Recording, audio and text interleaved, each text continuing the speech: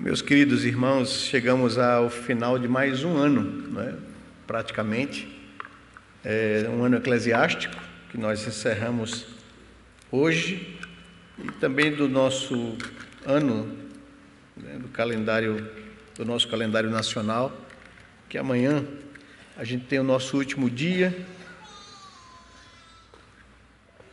E na nossa cultura e sociedade, a gente sempre faz essas análises e avaliações da nossa vida quando se fecha um ciclo, e um ano para a gente é um ciclo. Então, é nosso costume pararmos para fazer uma meditação, uma retrospectiva da nossa vida. Esse ano também completa uma década, né, de que eu estou como pastor da igreja. Parece que foi ontem, né? Então, assim, já estamos aqui há 10 anos, desde 2009, quando nós fomos eleitos pela igreja para liderá-la, cuidar dela e pastoreá-la. E nós gostaríamos, nessa noite, de fazer uma retrospectiva dessa última década com vocês. Trabalhar sobre aquilo que eu tentei fazer durante esses 10 anos, que é a construção de uma consciência. Porque a identidade a igreja já tem. Ela é uma igreja local, ela é a primeira igreja, ela nasceu com um propósito, né? A gente já viu tanto isso aqui com vocês, um pouco da história dessa igreja, de resgatarmos a sua origem, né? É a primeira igreja plantada no Nordeste do Brasil, fora a Bahia, porque Bahia não era considerado Nordeste, quando as missões americanas vieram para cá. A missão da Igreja Presbiteriana dos Estados Unidos da América mandou os primeiros missionários aqui no século XIX, 1859, para o sudeste do Brasil, Rio de Janeiro, São Paulo, Minas Gerais, né? Quase 10 anos depois, após a Guerra Civil Americana, né, o sul dos Estados Unidos, que havia se rompido com o norte dos Estados Unidos, formou uma nova igreja, e muitos sulistas americanos vieram para o Brasil, né, para recomeçar suas vidas lá, porque um dos motivos da guerra era a industrialização do norte, a libertação de escravos, que era a mão de obra do sul dos Estados Unidos na época, e com isso os Estados Unidos perdeu muito o sul, as plantações, e arrasado pela guerra, muitos vieram para o Brasil. E a nova igreja que surgiu lá mandou missionários para cuidar desses, né, americanos que se estabeleceram em Mogiana, no interior de São Paulo, Minas Gerais. E quando eles chegaram lá, eles olharam para o Nordeste do Brasil, essa grande faixa que chamavam de Norte do Brasil, do Amazonas até o litoral, Pernambuco, Rio Grande do Norte, Paraíba, né? E disseram que o Brasil é uma terra continental e precisava de missionários alcançando o norte do Brasil. Daí, os missionários enviaram, o primeiro missionário, o pastor John Rockwell Smith, que se estabeleceu em Recife, fundando a primeira igreja presbiteriana do Recife há 145 anos atrás, né? Essa igreja é o segmento, né, dessa missão, e quando chegamos aqui, procuramos trazer a consciência da igreja, quem ela é, resgatando a sua história, a sua identidade, e construindo a consciência disso. Porque quando nós temos consciência de quem somos e de por que e para que Deus nos plantou no lugar, aí nós trabalhamos com objetividade, com foco, não é? Procuramos então ser relevantes, e foi isso que nós procuramos fazer nesses 10 anos com vocês. E eu queria separar 4 textos que nos orientaram nessa caminhada de 10 anos com vocês. Mas antes da gente ler esses textos, eu gostaria de saber uma informação aqui de vocês. Evidentemente, nós estamos com pouca gente, né? O pessoal já parte de férias aí com suas famílias e final de ano a igreja reduz o número de pessoas que frequentam. Eis o motivo da gente não fazer um culto no dia 31, porque não fazia nenhum sentido. A gente teria muito menos pessoas do que temos aqui hoje nessa noite. Então eu queria saber aqui, quem é membro dessa igreja há mais de 10 anos? Por favor, levante sua mão. Joia. Ok. Então todos vocês estavam aqui quando eu cheguei. Quem é membro dessa igreja há menos de 10 anos e mais de 5 anos, por favor? Aqui. Tá joia. Quem é membro dessa igreja há menos de 5 anos? Ok. Tá joia. E quem não é membro dessa igreja, é congregado, nos visita, por favor, se manifeste aqui para eu ver. Eita, um bocado de gente. Tá joia, tá bom, não é? Então vai ser proveitoso para todo mundo, para vocês conhecerem a primeira igreja presbiteriana do Recife e conhecerem o que nós temos trabalhado nesses últimos 10 anos aqui na igreja. Que Deus possa nos abençoar, usar de misericórdia com nossas vidas. E nesta retrospectiva, eu gostaria de que você pudesse também olhar para a sua vida, né? Porque a igreja é resultado de vidas particulares, de pessoas que foram alcançadas pela graça de Deus, que foram chamadas por Deus para servi-lo, conhecê-lo, se entregar e se render ao seu senhorio, né? A igreja é resultado disso. Pessoas que entenderam a graça de Deus, que compreenderam o seu estado de pecado e que reconheceram que Deus, na sua misericórdia, enviou o seu Filho Jesus para morrer naquela cruz, pagando o preço da sua culpa, da minha culpa, e agora me convida a ter uma relação com Ele, justificados e perdoados pelo sangue do Senhor Jesus. Eu gostaria, então, de convidá-los, primeiramente, a abrirem a palavra de Deus no Evangelho segundo Lucas, capítulo 14, versos 25 a 33.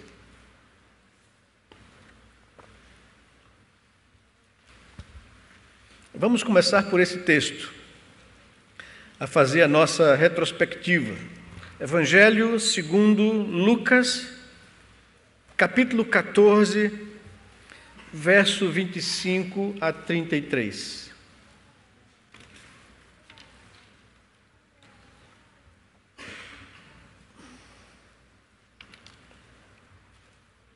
Diz assim a palavra de Deus: grandes multidões o acompanhavam, e ele, voltando-se, lhes disse: se alguém vem a mim e não aborrece a seu pai, e mãe, e mulher, e filhos, e irmãos, e irmãs, e ainda a sua própria vida, não pode ser meu discípulo. E qualquer que não tomar a sua cruz e vier após mim, não pode ser meu discípulo. Pois qual de vós, pretendendo construir uma torre, não se assenta primeiro para calcular a despesa e verificar se tem os meios para concluir? Para não suceder que, tendo lançado os alicerces e não a podendo acabar, todos os que a virem zombem dele, dizendo: este homem começou a construir e não pôde acabar. Ou qual é o rei que, indo para combater outro rei, não se assenta primeiro para calcular se com 10.000 homens poderá enfrentar o que vem contra ele com 20.000? Caso contrário, estando o outro ainda longe, envia-lhe uma embaixada pedindo condições de paz. Assim, pois, todo aquele que dentre vós não renunciar a tudo quanto tem, não pode ser meu discípulo. Então, eu queria me concentrar nesse primeiro texto para entendermos algumas coisas que Deus requer de nós. É um texto desafiador quando nós abrimos e o lemos.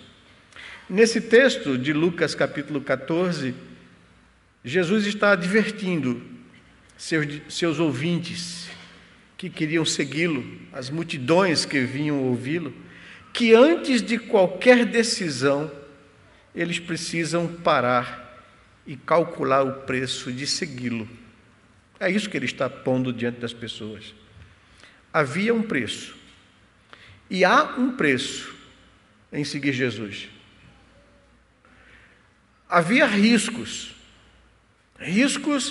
de você entrar em conflito com os de sua própria casa. É isso que ele está dizendo. Porque aquele que vem a mim e um familiar seu não, no caso a esposa e o marido, ou pais e filhos, entrarão em conflitos. É isso que ele está estabelecendo, e você precisa calcular isso. Havia riscos de perseguição. Nós vimos aqui na exposição pela manhã do pastor Augusto, quando ele nos leu o texto de Hebreus e nos colocou dentro do contexto, que os discípulos, os judeus que haviam crido em Jesus, ganhavam a inimizade e a perseguição da própria família, da estrutura religiosa da época da sinagoga, da estrutura política israelense ou israelita, o sinédrio, e sofriam perseguição por causa de Cristo. Então, o que ele está colocando aqui é que há um preço e há riscos em segui-lo. Nós vamos ganhar a inimizade do mundo. Nós vamos ganhar a incompreensão até mesmo de pessoas próximas. Há um risco. E haveria dificuldades na caminhada com Cristo. E ele diz que quem não tem a disposição de renunciar a essas relações, quem não tem a disposição de enfrentar esses riscos, quem não tem a disposição de enfrentar dificuldades e perdas, não pode ser meu discípulo. Então, o que o preço estabelece é que seguir a Cristo há um preço, e há riscos, e haverá dificuldade. Hoje em dia, quando você ouve pregadores ou denominações religiosas ou programas televisivos prometendo, não é, um mundo de bênçãos para quem quer seguir a Cristo, não acredite.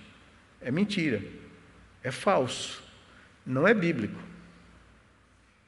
Em todos os 2000 anos de história do cristianismo, seguir a Cristo sempre impôs perdas.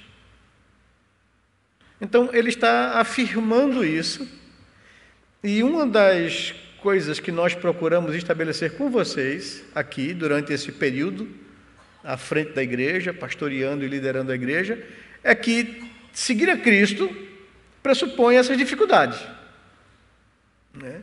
E que não há promessa de que nós não vamos enfrentar lutas, ao contrário, né? De que abraçar a fé em Jesus impõe uma luta contra o mundo, é nadar contra a maré, né? E cada dia mais que o mundo avança, a hostilidade contra o cristianismo aumenta, né? Nós ainda vivemos em momentos de paz e de boa no nosso país. Então, nós procuramos estabelecer seguindo o exemplo de Jesus, dizer que todo homem, ou todas as pessoas, ou uma igreja local, ela precisa parar e planejar. O que nós vimos hoje pela manhã, na mensagem do pastor Augusto, é que nós precisamos planejar a nossa vida, sem avareza no coração, não é? Com contentamento, com gratidão por aquilo que Deus nos concede, não é? E colocando a nossa esperança no Senhor. Nós, como igreja também, nesse período, nós paramos para poder planejar de como nós podemos viver para Deus. Quantas pessoas não começaram bem a vida cristã e depois esfriaram na fé e abandonaram a Cristo, né? Porque não pararam para calcular o preço, não pararam para calcular os riscos, não pararam para ver se tinha condições de enfrentar as dificuldades. Claro que nenhum de nós, por si só, tem capacidade e condições disso. Mas, pelo menos, a consciência. Por isso que eu estou falando de consciência. Construção de consciência. Porque não se constrói identidade numa igreja de 145 anos. Ela já tem identidade. E ninguém pode empurrar uma identidade a ela. Ela tem identidade. O que a gente precisa é trazer a ela a consciência de quem ela é. De quem nós somos. E do que para que Deus nos tem chamado. Esses dias eu tirei com o Vitor para a gente fazer uma aventura, uma turnê, uma despedida de solteiro. No mundo as pessoas fazem despedida de solteiros atolando o pé na jaca, né? Farrando e fazendo tudo que ele não vai poder fazer depois de casado. Né? E geralmente vai tudo de imoralidade aí nesse meio. Um crente é diferente, né? Um crente é a lição de um pai para o filho. O que é que eu posso dar ao meu filho nesse momento de despedida da sua vida de solteiro para assumir o compromisso de casados, né? E a gente ficou pensando, eu fui pegar no Uruguai, vamos fazer uma viagem para o Uruguai, tu vai comigo, não deu certo, depois, sei lá, vamos para o Chile ou para a Argentina, não deu certo. E terminou perguntando o que ele gostaria de fazer. Ele disse, uma viagem de moto. Então, tá bom. Ele gosta de moto, eu gosto de moto, a gente tem moto, então vamos fazer uma viagem de moto. Não é? Uma viagem longa, vamos sair por aí na aventura. E fomos fazer algumas aventuras. Não é? E foi um momento bom. A gente foi para o Canindé de São Francisco, foi para Piranhas, a gente foi conhecer os cânions do Rio São Francisco, andamos de catamarã, conhecemos aquela beleza que o Brasil oferece, né? Tem muita coisa bela no nosso país. Andamos de lancha voadeira no seio do Rio São Francisco, aventura gostosa, boa, né? Fizemos a trilha do Cangaço, fomos até a grota onde Lampião foi emboscado e morto, conhecendo um pouco da nossa história, né? Nos divertimos muito. Andamos de helicóptero, fazemos uma panorâmica, foi um negócio muito bom, né? E no final eu estava dizendo para ele que o que eu quis passar para ele nessa despedida, é que a vida de casado é uma aventura gostosa, boa de se viver, que vai ter momentos muito excitantes, de descobertas, né? Vai ter também momentos de cansaço, né? Porque o casamento impõe também obrigações, demandas, né? E a aventura foi boa, a viagem foi boa, mas a gente chegava arrebentado, né? De cansado, né? 500 quilômetros de moto, né? Para ir, outros 500 para voltar, então cansa, né? Mas o casamento oferece esses momentos bons de excitação e também de cansaço. E que a gente tem que saber lidar com essas duas coisas. Aproveitar os momentos bons e ser firme e aguentar os momentos de cansaço. Né? Também estava brincando com ele, porque dar umas voltinhas de helicóptero e fazer essas coisas custa dinheiro, né? Tá dizendo, o casamento também é caro. Né? Requer algum esforço e às vezes algumas extravagâncias também boas para poder a gente viver isso. E também, claro, uma viagem dessa, a gente vê os riscos e os perigos também, né? E que tudo isso faz parte. Então, eu disse, se eu posso passar para o meu filho alguma coisa, não é construir nele nenhuma, a essa altura da vida, né? Não é absolutamente nada que não é uma consciência de que todas essas coisas estão diante de nós. E a vida nos impõe todas essas coisas. Isso é para a vida pessoal, cristã, isso é para a minha vida familiar, isso é para a nossa vida enquanto comunidade, enquanto igreja, né? Há preço a pagar em tudo. A queda nos colocou nessa condição.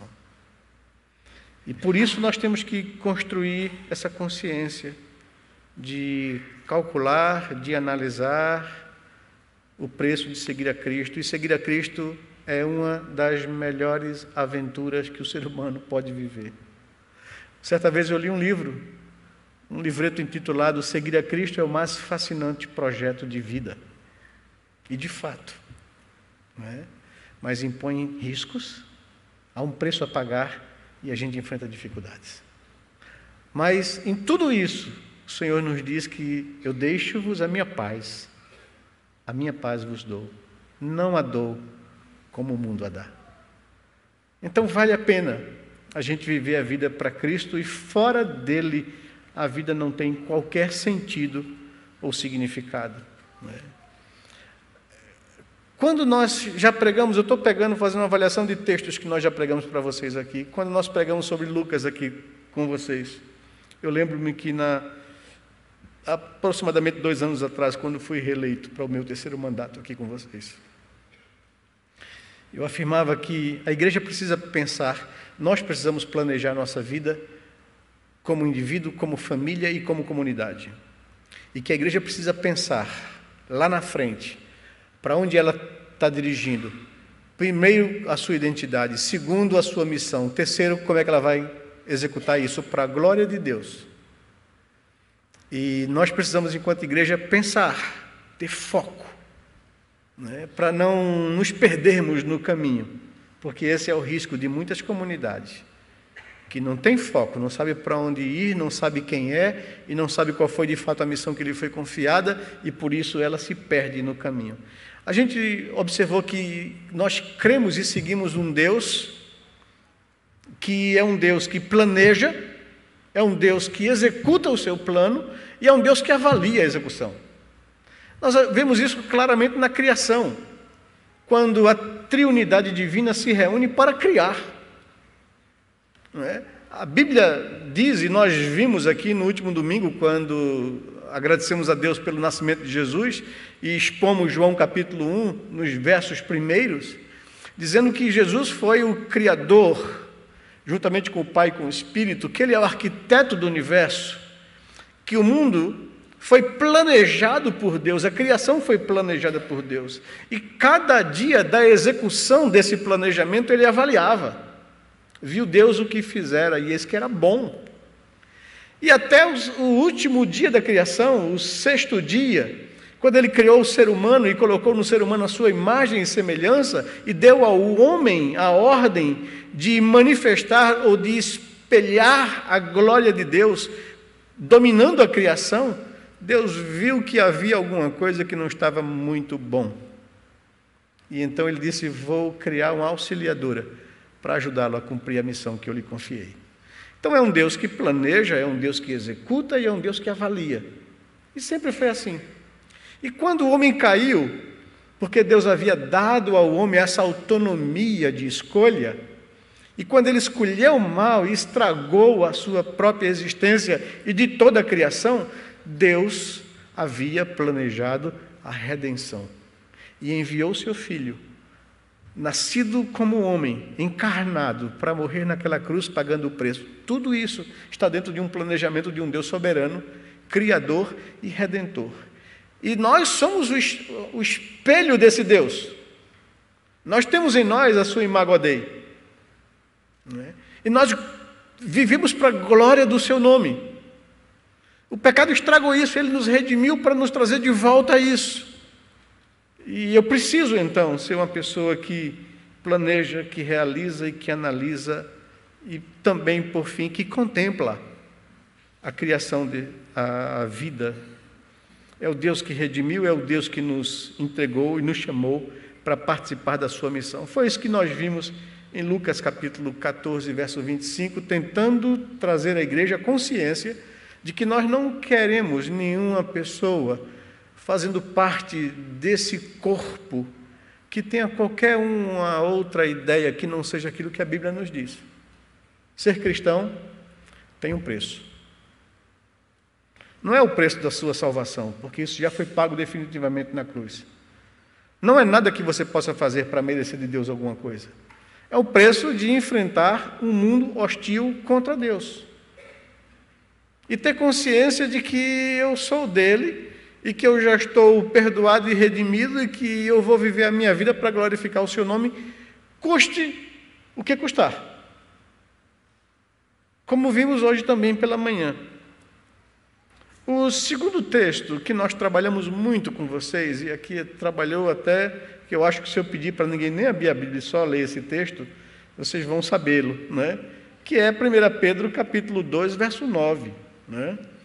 Que fala quem somos nós e para que nós existimos. Batemos nessa tecla para tentar trazer a consciência da nossa igreja, a sua identidade e a sua razão de ser, né? E o texto de Pedro nos chama, nos desafia, nos ensina a que nós devemos viver a nossa vida para a glória e honra do Senhor. É o texto de 1 Pedro, capítulo 2, verso 9. Eu convido vocês a abrirem, porque nem todo mundo está aqui há tanto tempo para receber tanta martelada na cabeça acima desse texto. Esse texto é uma citação do Antigo Testamento, entregue a Israel, texto de Êxodo e de Deuteronômio, e que Pedro usa isso para o Israel de Deus, para a igreja. E ele diz no verso 9 que nós somos uma raça eleita, somos sacerdócio real, somos uma nação santa e somos o povo de propriedade exclusiva de Deus. Então, 4 afirmações Pedro faz acerca da nossa identidade enquanto cristãos.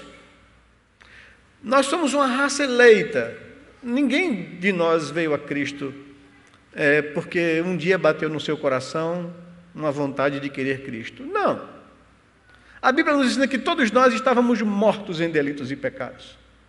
Que espiritualmente nós não queríamos a Deus. Que o pecado estragou a nossa área espiritual. Que nós morremos e o homem natural não entende as coisas do Espírito, porque ele está morto, e o morto não tem vontade.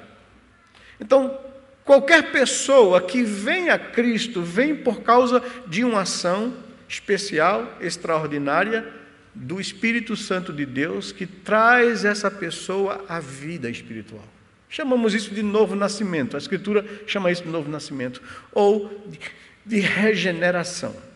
É uma vida gerada novamente, onde o pecado matou o espírito. Aquela morte que o Senhor havia dito a Adão, que não comas desse fruto, porque no dia que você comer, você vai morrer. E essa morte imediata, essa separação, essa quebra da relação com Deus, porque a parte de nós que sente Deus, que se comunica com Deus, morreu. Nós temos vida física e material, nós temos até vida psicológica, emocional, mas nós não temos mais vida espiritual. O homem natural não entende as coisas do Espírito. Ele está morto espiritualmente, segundo Paulo escrevendo aos Efésios, capítulo 2, versículo 1. Nós estávamos mortos em nossos delitos e pecados e Ele nos deu vida em Cristo Jesus. Então, o homem, Jesus, certa vez falou aos seus discípulos, quando perguntou aos discípulos, o que as pessoas dizem de mim por aí? Diz que tu é um grande profeta como Jeremias, como Isaías, como Elias, como João Batista. Mas vocês, o que vocês dizem de mim? Quem eu sou? E aí Pedro faz aquela afirmação, tu és o Cristo, o Filho do Deus vivo. E a palavra de Jesus para Pedro é, Pedro, tu és um homem feliz e bem-aventurado, porque quem te revelou isso não foi tua carne, nem sangue, mas o Pai que está nos céus. Nós só podemos ter acesso a saber quem é Deus através dele mesmo nos revelar isso. Certa vez Jesus falou para as pessoas que ninguém vem a mim se o Pai não o trouxer. Então, o despertar de uma vida para Deus é fruto de uma ação sobrenatural do Espírito Santo no coração do homem pecador, morto em delitos e pecados, que regenera essa vida e lhe faz nascer de novo espiritualmente. É o conhecido mestre fariseu Nicodemos, que chega para Jesus para tirar dúvida, Senhor, nós sabemos quem tu és da parte de Deus. Porque ninguém pode fazer o que tu faz se Deus não estiver com ele. E Jesus diz a Nicodemos, isso de nada adianta se você não nascer de novo. Esse conhecimento conceitual, teórico, intelectual, não gera em você novo nascimento. Você é um fariseu, você sabe dessas coisas todas, você conhece a Escritura, e você vem às escondidas dizer isso para mim, mas se você não nascer de novo, você não pode entrar no reino dos céus. E Nicodemos diz, mas como vai ser isso? Como eu posso nascer sendo velho? Não é? E Jesus diz para Nicodemos: tu és mestre da lei, não sabe disso. Nicodemos, o vento sopra onde quer, você não sabe de onde ele vem, nem para onde ele vai, mas você não pode negar o fato de que ele sopra sobre você. Assim é todo aquele que é nascido do Espírito. Então, nós somos uma raça eleita. Nós chegamos a Cristo por causa desse chamado eficaz que Deus faz àqueles a quem Ele quer salvar. E por isso, Pedro ouve de Jesus: tu és um homem feliz e bem-aventurado, porque você chegou esse conhecimento ao seu coração. E se você entregou-se a Cristo, se você rendeu-se a Cristo, se você reconheceu a sua natureza pecadora, e se você reconheceu a suficiência da obra dele por você, é porque você foi um agraciado pela vocação eficaz do Espírito Santo de Deus. Nós somos uma raça eleita. Nós somos sacerdotes do Rei. Nós representamos Deus aqui nesse mundo. A esperança do mundo é a igreja, sou eu e você. O Senhor diz que a nossa vida tem que ser diferente, tem que brilhar como luz diante do mundo, para que o mundo veja as nossas boas obras e glorifique ao Pai que está nos céus. A Bíblia diz que nós somos o bom perfume de Cristo, que o cheiro da graça passa por mim e por você nesse mundo, que sem a ação da igreja nesse mundo, minha e sua, o mundo está perdido, entregue ao apodrecimento e à deteriorização. Nós somos sacerdotes do Rei, nós intercedemos a Deus pelo mundo. Nós somos uma nação separada, santa, um povo diferente. Nós não somos do mundo, fomos tirados do mundo para Deus. Aquele que está em Cristo é nova criatura. As coisas velhas passaram, eis que tudo se faz novo. É uma nova caminhada, é um novo aprendizado. O trabalho do Espírito Santo vai ser agora tirar esses pecados cíclicos e viciosos que eu trazia na minha vida para me tornar cada vez mais parecido com Cristo. Somos uma nação santa. E nós temos que ter consciência disso. E, por fim, o texto nos diz que nós somos um povo de propriedade exclusiva de Deus. Eu não mais me pertenço. Eu fui comprado.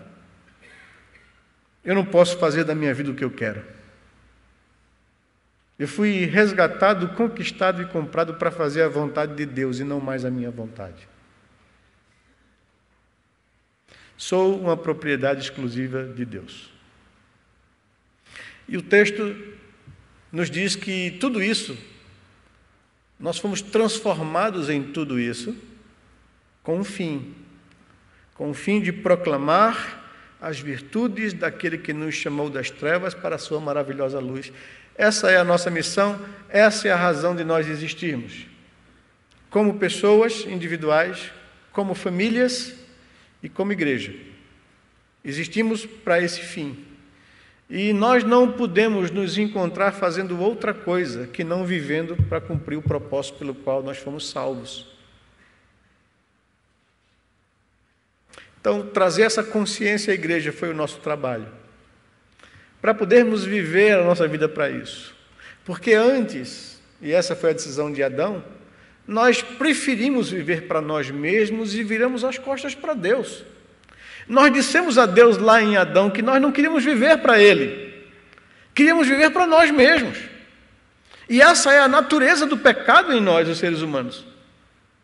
Nós vivemos a nossa vida egoisticamente. Nós dissemos ao nosso Criador que nós não queremos viver segundo a vontade dEle, que queremos viver segundo a nossa própria vontade. Foi essa a sugestão de Satanás lá no Éden. Vocês podem ser como Deus, livres, autônomos, sem ter que prestar contas a ninguém. E foi essa a decisão de Adão. E é essa a natureza pecaminosa que habita em mim e em você. Nós vivemos para fazer a nossa vontade e às vezes somos religiosos para usar Deus, para que Ele nos faça feliz. E nada mais distante do cristianismo do que esse conceito, do que essa compreensão. Nós fomos agora resgatados, Deus enviou o seu Filho para que nós não vivêssemos a nossa vida mais egoisticamente, e se vivesse para Ele.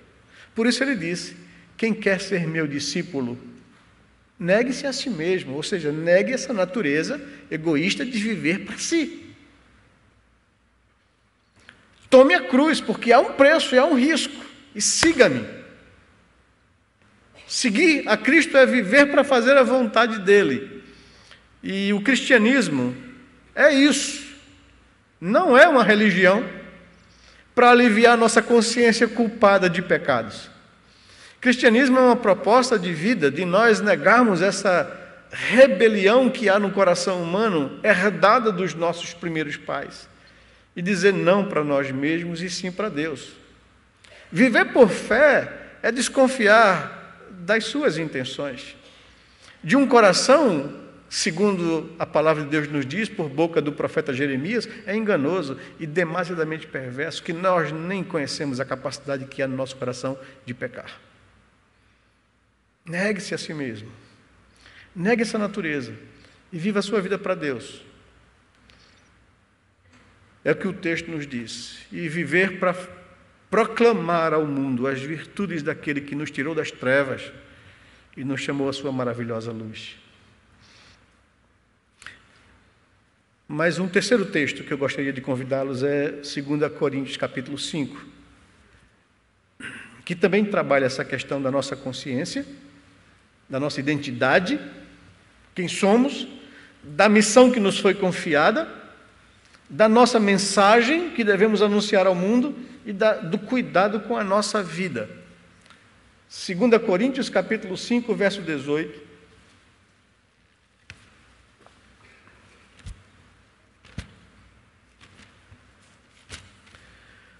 Nos diz o seguinte, esse texto.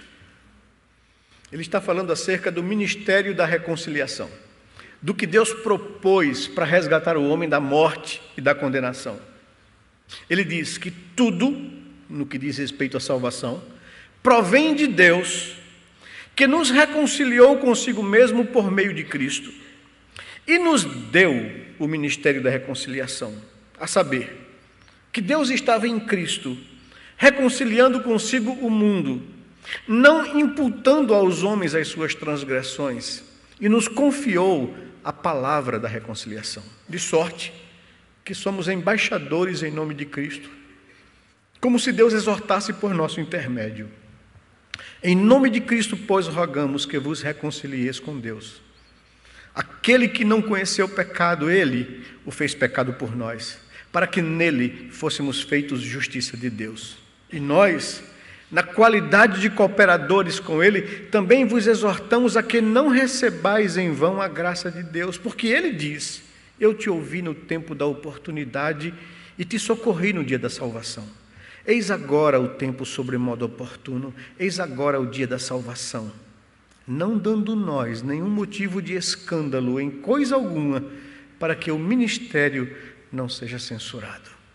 E esse é um texto que também nos fala de várias coisas. Primeiro, ele fala de quem somos, da nossa identidade.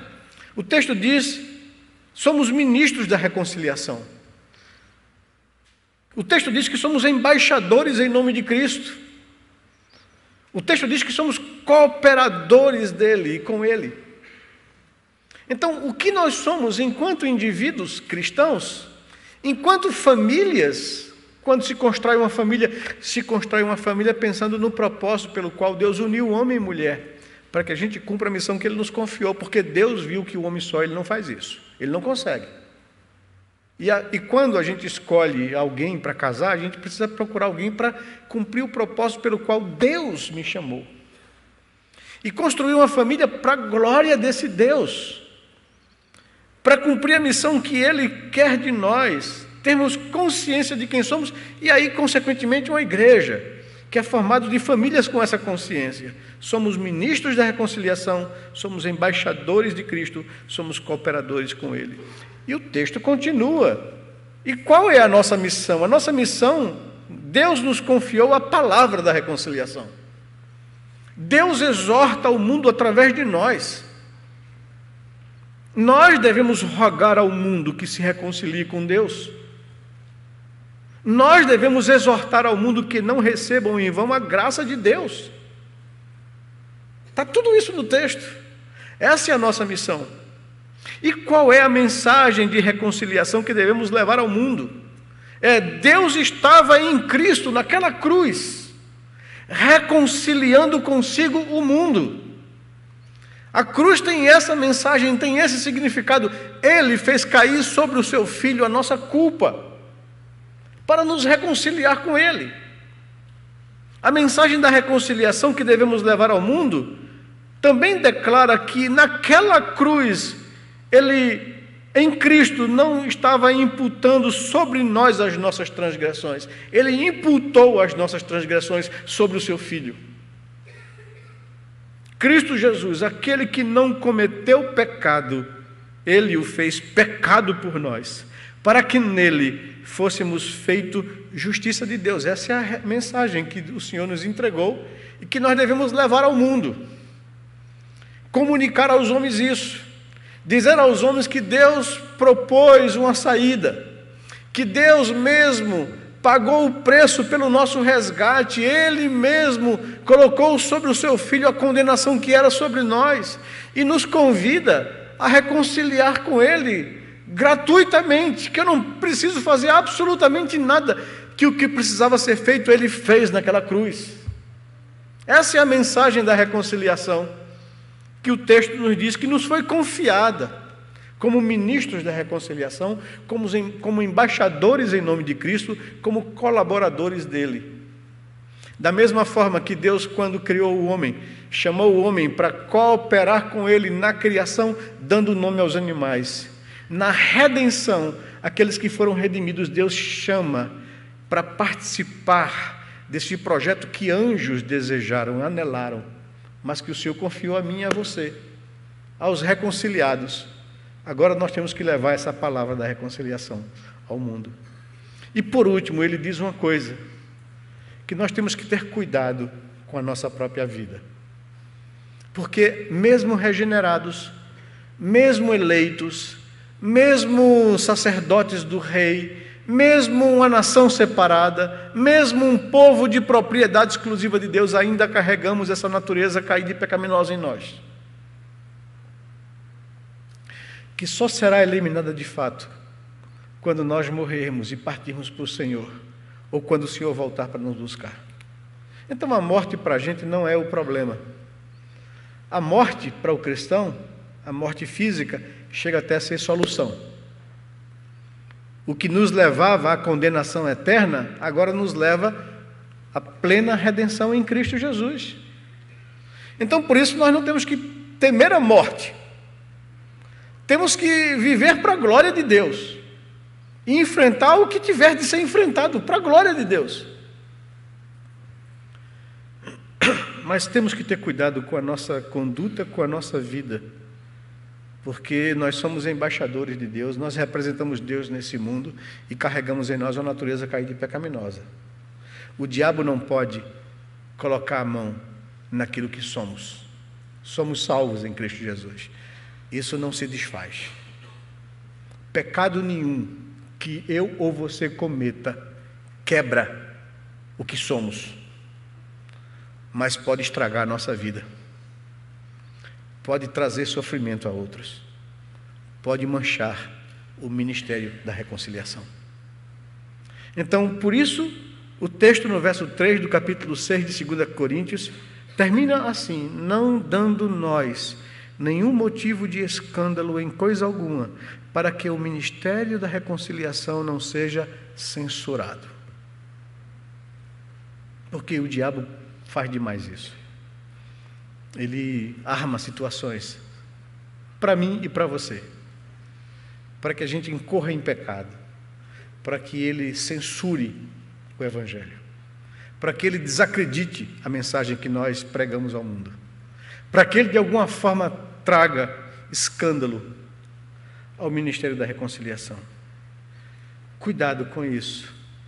E por fim, para a gente encerrar, eu queria concluir com o quarto texto, que é o texto de 1 Coríntios, capítulo 15, verso 58.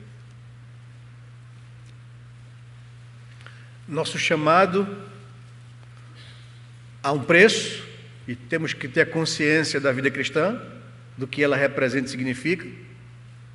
Nós vimos a nossa identidade e a nossa missão. Nós vimos a nossa identidade, a missão confiada a nós, a nossa mensagem da reconciliação, o cuidado com a nossa vida. E agora eu queria trazer a nossa esperança, que também nos impõe sermos determinados em cumprir aquilo que Deus nos confiou. O texto da primeira carta de Paulo aos Coríntios, e eu ouso usar o apóstolo Paulo nessas duas últimas coisas, porque ele foi de fato um instrumento que Deus levantou para levar o evangelho ao mundo gentílico. E no capítulo 15 da primeira carta que ele escreveu aos Coríntios, após falar da nossa condição de vencedores ressuscitados, que seremos nos nossos corpos vivos e transformados por Cristo, ele conclui dizendo isso no verso 58 do capítulo 15 da primeira carta aos Coríntios. Portanto, meus amados irmãos, sejam firmes, inabaláveis e sempre abundantes na obra do Senhor, sabendo que no Senhor o vosso trabalho não é vão, não é inútil. E aí é a consciência que nós temos. Eu já falei muito para vocês, a gente sabe do peso da responsabilidade que se coloca sobre os nossos ombros quando nós somos chamados por Deus para cuidar da noiva do Cordeiro. E todo pastor tem essa consciência. Todo pastor sabe dos riscos de ser pastor. Sabe dos riscos da gente querer colocar a igreja, ou a missão, ou a nossa vocação, como laboratório para os nossos próprios projetos pessoais. E que talvez seja esse o maior pecado de um pastor. Ele não foi chamado para fazer a igreja ser sua seguidora ou a executora dos seus planos ou projetos pessoais. Ele foi chamado para servir a noiva do Cordeiro. A missão já está estabelecida e a gente não tem que inventar absolutamente nada. O que a gente tem que fazer é procurar servir a Cristo e conduzir a igreja na consciência e no foco de fazer a vontade de Deus. Temos a palavra de Deus, a pregação, os estudos como instrumentos disso. A pregação não é um fim em si mesmo, a teologia não é um fim em si mesmo, são instrumentos que Deus nos coloca nas mãos para conduzir a igreja no cumprimento da missão dela. O alvo é a igreja. O objetivo é a igreja, a noiva do Cordeiro, do ponto de vista da vocação pastoral. Ele tem que expor as cartas de amor de Deus para a vida da igreja, para mantê-la apaixonada por Cristo Jesus. Ele tem que trazer à igreja a consciência de quem ela é e da missão que lhe foi confiada neste mundo. Que Deus usa a igreja para cumprir a sua missão de alcançar os seus eleitos. E que nós temos que fazer isso com empenho, com afinco. Por isso a palavra do apóstolo Paulo, a ordem de Deus à igreja, é que ela seja determinada em sua missão. Que a igreja deve lembrar-se do amor de Deus e da sua promessa.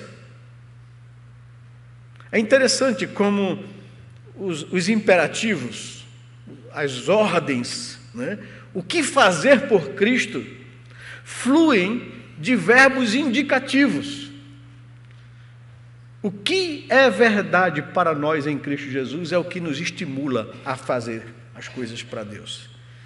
Quando Paulo escreveu a carta aos Colossenses, no capítulo 3, dos 3 primeiros versículos, ele nos ordena: busquem as coisas lá do alto, pensem nas coisas lá do alto, não as que são aqui da terra. Por que eu devo cumprir essa ordem, esse imperativo? Por causa do que Cristo fez, por causa dos indicativos, porque eles foram ressuscitados com Cristo, porque eles já morreram para esse mundo.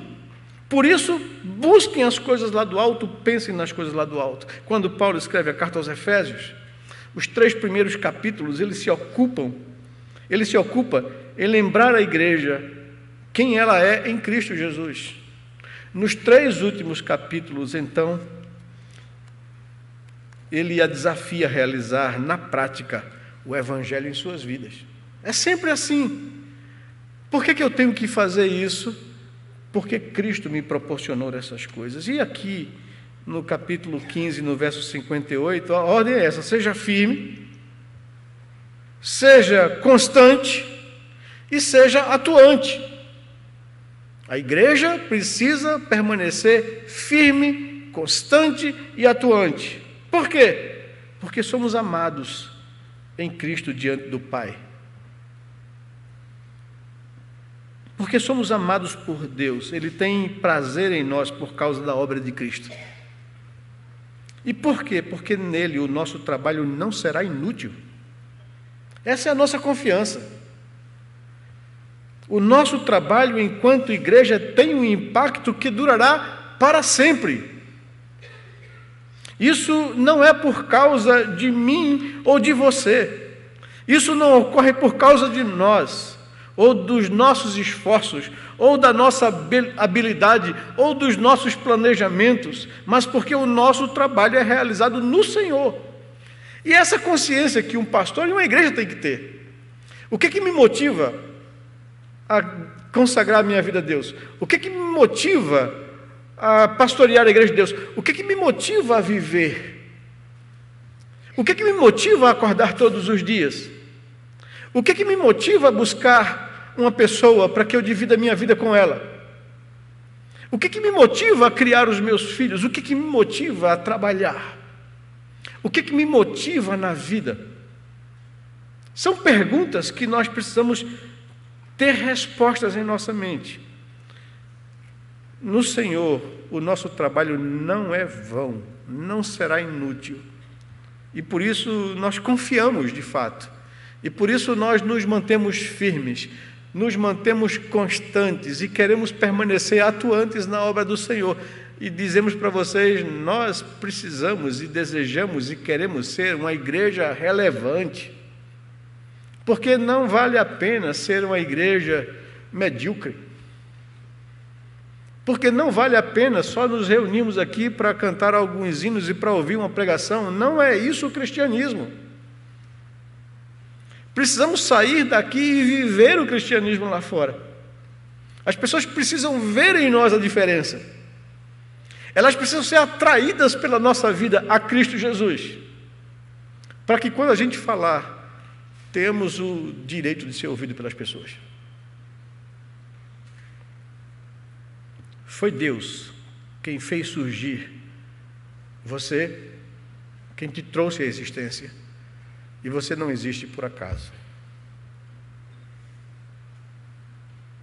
A Bíblia me diz, através da boca do salmista, no Salmo 139, que ainda quando eu não tinha nem forma definida no ventre da minha mãe, o Senhor já me acompanhava tudo e a minha vida estava diante dele, escrita e determinada, quando nem um dia ainda havia.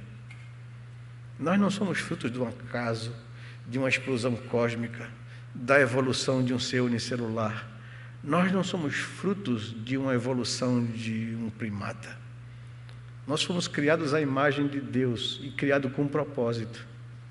E mesmo quando nós nos perdemos enquanto humanidade, quando nos rebelamos contra Deus, Ele nos buscou na redenção em Cristo Jesus e nos fez novas criaturas e nos separou para Ele com um propósito. A nossa vida tem um significado. E eu preciso viver para cumprir esse propósito. Foi Deus quem fez surgir você. Foi Deus quem escreveu a sua história. Foi Deus quem fez surgir essa igreja local. E se Ele a fez surgir, e se estamos buscando ser fiéis ao seu propósito, então Deus está usando a nossa vida como instrumentos para a expansão do seu reino. Essa é a nossa consciência. Esse é o pensamento que Paulo usa para encorajar a igreja em Corinto. Nessa verdade, a igreja de Cristo será determinada e permanecerá firme em seu propósito, constante em suas ações e sempre atuante no serviço de plantação do reino de Deus aqui na terra. Essa é a palavra de estímulo, de esperança de Paulo, e é baseado nisso que a gente trabalha e que a gente faz a obra. A gente não tem que se preocupar necessariamente com os resultados. A gente tem que fazer a vontade de Deus. Tem que pregar a palavra, tem que tornar uma igreja saudável. E evidentemente os resultados virão como consequência. A igreja de Cristo assim o fará na plena certeza que no Senhor o seu trabalho não será inútil, mas causará o impacto que terá consequências eternas. Essa é a nossa consciência. E a vocês que estão na igreja há muito tempo, a vocês que chegaram nesse período, a vocês que congregam conosco e têm alguma intenção de se tornarem parte desse corpo, todos nós precisamos ter essa consciência. Nós não temos nada em nós mesmos que seja melhor do que qualquer outra igreja cristã. O que precisamos ter como marca é desejo de fazer a vontade de Deus, de viver para a sua glória, tendo consciência de quem somos e do que nos foi confiado pelo Senhor, e de ser fiel nisso, e de buscar viver a nossa vida como pessoas, como família, como indivíduos, para a glória do nosso Deus. Que o Senhor nos abençoe, que o Senhor derrame graça sobre nossos corações, e que no fechar de mais um ciclo, de ano, como nossa sociedade coloca o tempo, que você possa pensar na sua vida e que você possa olhar para frente, mas olhar para frente tendo consciência de quem você é. Você é um cristão eleito por Deus, representante de Deus nesse mundo. Você é uma nação separada, você não é igual ao mundo. E você é um povo de propriedade exclusiva de Deus. E deve viver a sua vida para proclamar as virtudes daquele que te tirou das trevas e te trouxe a sua maravilhosa luz. Você representa Deus nesse mundo. Você é um embaixador de Cristo, um colaborador com Cristo, um ministro da reconciliação. A mensagem que você tem que pregar é simples. Deus estava em Cristo, reconciliando consigo o mundo, não imputando aos homens as suas transgressões, e nos confiou a palavra da reconciliação. Exorte o mundo a não receber essa mensagem e sem valor, rejeitando, mas abraçando essa mensagem. Aqueles que Deus tem chamado virão à presença do Senhor, e nós seremos usados como instrumento para a glória do nosso Deus. Que Ele nos abençoe, que Ele abençoe a tua vida, que se você ainda não entregou a vida a esse Cristo, que se você ainda anda em dúvidas com relação a quem você é, eu queria convidá-lo a nessa noite refletir sobre essas verdades e render-se a esse Deus maravilhoso que te amou e que deu a vida do seu Filho por você. Vamos orar ao Senhor, vamos colocar nossa vida diante dEle nesse momento agora.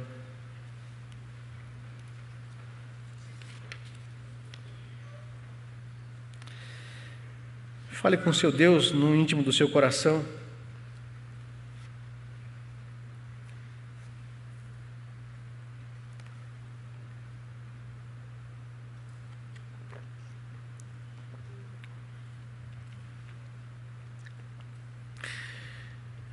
Deus bendito, Pai de amor e misericórdia, nós nos colocamos na Tua presença nesse momento agora, com o coração agradecido por esses momentos aqui, pelo culto que nós podemos prestar ao Senhor. Tu és de fato nosso Deus e precisamos convidar a nossa alma, como o salmista convidou a dele, dizendo: bendize, ó minha alma, ao Senhor, tudo que há em mim bendiga ao seu santo nome.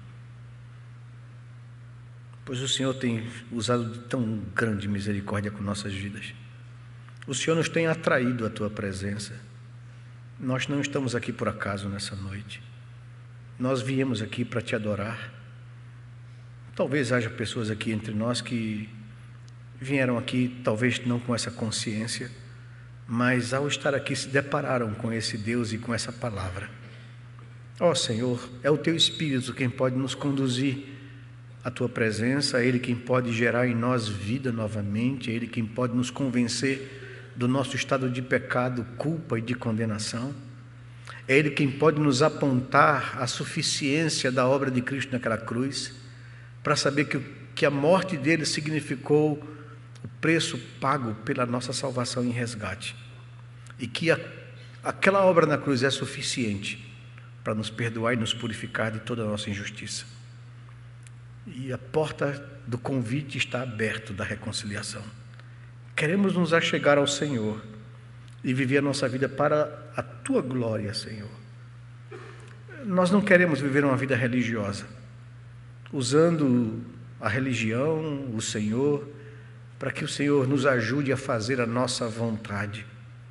Meu Deus, nos ajude a que a nossa vontade seja fazer a Tua vontade, viver para a Tua glória, e que tudo o que somos e o que temos possamos canalizar para esse fim.